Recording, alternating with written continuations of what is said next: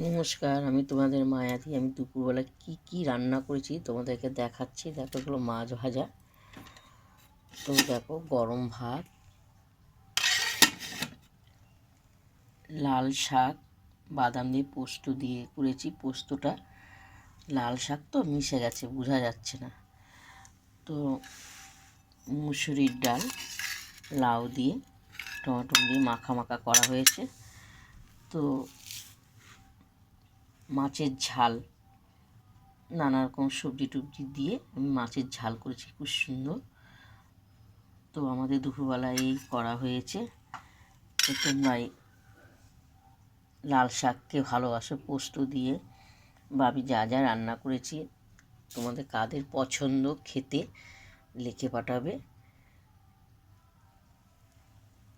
তো এবার চলো, আমি এবার খেতে বসবো।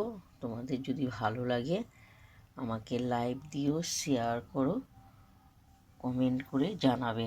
তো বড্ড খিদে পেয়ে গেছে, আর থাকতে পারছি না খাবার দেখে।